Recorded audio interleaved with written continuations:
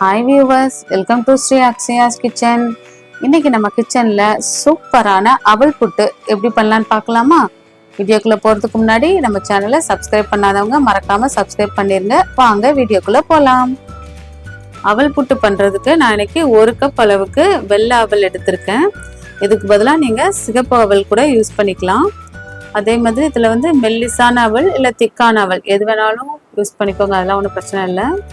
So இப்போ இந்த அவலை வந்து நம்ம ட்ரை ரோஸ்ட் பண்ணி எடுத்துக்க போகிறோம். இது வந்து நல்லா கிறிஸ்பி ஆகிற அளவுக்கு ரோஸ்ட் பண்ணி எடுத்துக்கோங்க. ஏன்னா அடுத்து வந்து இதை வந்து நம்ம மிக்சி ஜாரில் சேர்த்து நல்லா பவுட்ரு பண்ணி எடுத்துக்கணும். ஸோ அதுக்காக நம்ம இதை வந்து ரோஸ்ட் பண்ணிக்கலாம். அதை கையில் எடுத்து உடச்சி பார்த்தீங்கன்னா உடையிற அளவுக்கு நல்லா கிறிஸ்பி ஆனாலே போதும். ஸோ இப்போ இது வந்து நல்லா ஆறுனதுக்கப்புறம் நம்ம மிக்ஸி ஜாரில் சேர்த்து பவுடர் பண்ணி எடுத்துக்க போகிறோம். அடுத்ததாக இப்போ ஒரு பேனில் 1 ஸ்பூன் அளவுக்கு நெய் சேர்த்துக்கோங்க. அதில் கொஞ்சமாக நம்ம முந்திரி சேர்த்துக்கலாம். முந்திரி சேர்த்து நல்லா ஃப்ரை பண்ணிக்க போகிறோம். இப்போ முந்திரி வந்து ஆப்ஷனல் தான், வேணும்னா சேர்த்துக்கோங்க, வேணாட்டி ஸ்கிப் பண்ணிக்கோங்க. இப்போ முந்திரியோட கலர் வந்து லைட்டாக சேஞ்ச் ஆனதுக்கப்புறமா இதில் வந்து நம்ம தேங்காய் சேர்த்துக்க போகிறோம். நான் 1 கப் அவல் எடுத்திருந்தேன் இல்லையா, ஸோ அதே மாதிரி நீங்கள் 1 கப் தேங்காய் துருவல் சேர்த்துக்கோங்க. சேர்த்துட்டு நல்லா வதக்கி விட்டுக்கலாம்.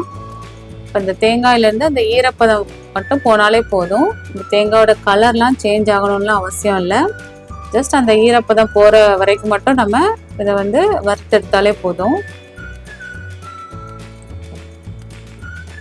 இதுமாதிரி தேங்காய் நிறைய சேர்த்தாவும் நல்லா தான் இருக்கும். நான் அன்றைக்கி 1 கப் அவல் எடுத்திருந்தேன், அதனால் அன்றைக்கி 1 கப் தேங்காய் சேர்த்துருக்கேன். ஸோ இப்போ பாருங்கள், தேங்காயும் ஓரளவு வறுபட்டுருச்சு.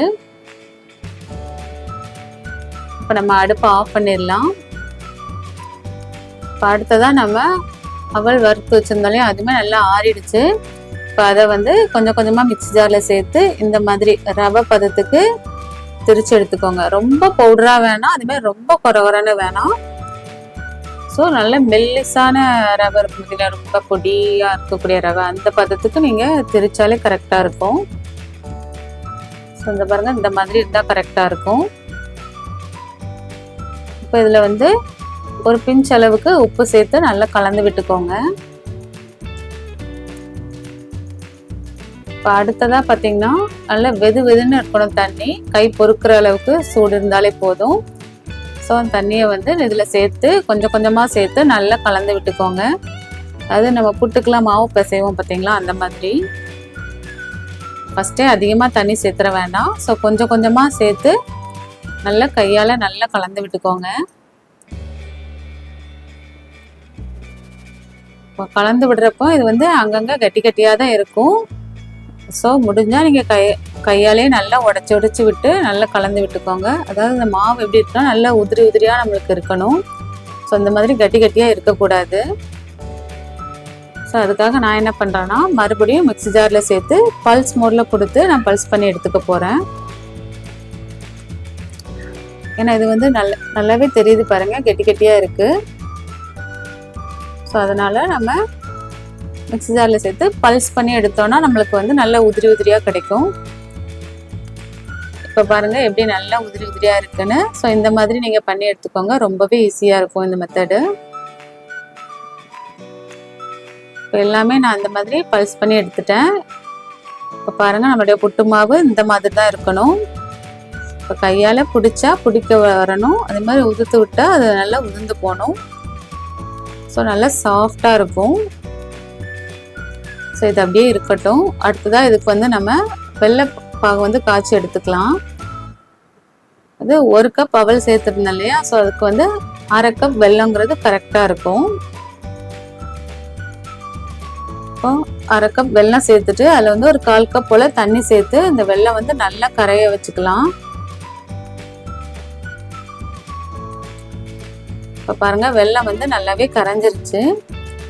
ஸோ இப்போ நம்ம வேற ஒரு பாத்திரத்தில் இந்த வெல்லத்தை வந்து நல்லா ஃபில்டர் பண்ணி சேர்த்துக்கோங்க.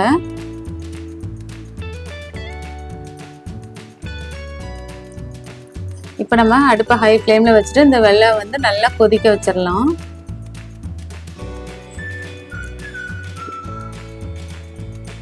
வந்து அதாவது பாகுபதம் பார்க்கணும். அது எப்படின்னு நான் சொல்கிறேன்.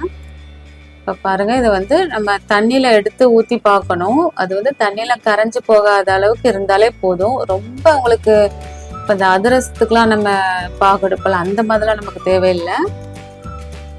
ஜஸ்ட் தண்ணியில் ஊற்றுறப்போ அது கரையாமல் இருந்தாலே போதும். இப்போ பாருங்கள், இப்போ ஊற்றுனா வந்து ரொம்ப கரையில் பாருங்கள். ஸோ அங்கங்கே இப்படி கையால் கலந்து விட்டு அங்கங்கே திப்பி திப்பியாக இருக்கும். ஸோ இந்த அளவுக்கு இருந்தாலே போதும். ஸோ இப்போ நம்ம அடுப்பை நல்லா லோ ஃப்ளேமில் வச்சுட்டு நம்ம புட்டு மாவு ரெடி பண்ணி வச்சுருந்தோம் இல்லையா, அந்த மாவை இதோட நம்ம சேர்த்துடலாம்.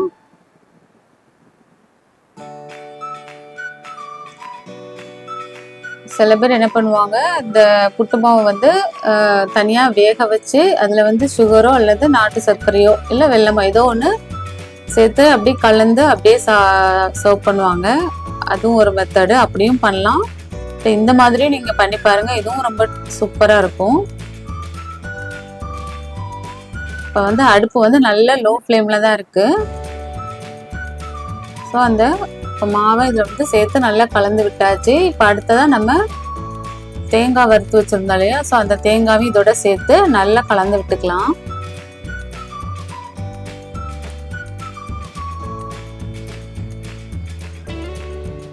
இப்போ நல்லா கலந்து விடுறப்போ அது வந்து இன்னும் கொஞ்சம் ஒரு ஆற பார்த்தீங்கன்னா நல்லா உதிரி உதிரியாக கிடைக்கும். இப்போ பார்த்தீங்கன்னா கொஞ்சம் அங்கங்கே ஒட்டி ஒட்டி இருந்த மாதிரி தான் இருக்கும். இது ஆறிடுச்சுன்னா பார்த்தீங்கன்னா நல்லாவே இந்த புட்டு பதத்துக்கு வந்துடும். இப்போ இதோட நம்ம ஒரு 1/4 ஸ்பூன் அளவுக்கு ஏலக்காய் தூள் சேர்த்துக்கலாம். அப்புறம் லாஸ்ட்டாக 1 ஸ்பூன் போல் மறுபடியும் ஒரு நெய் சேர்த்துட்டு நல்லா கலந்து விட்டுக்கோங்க. இந்த டைமில் நம்ம அடுப்புமே ஆஃப் பண்ணிடலாம்.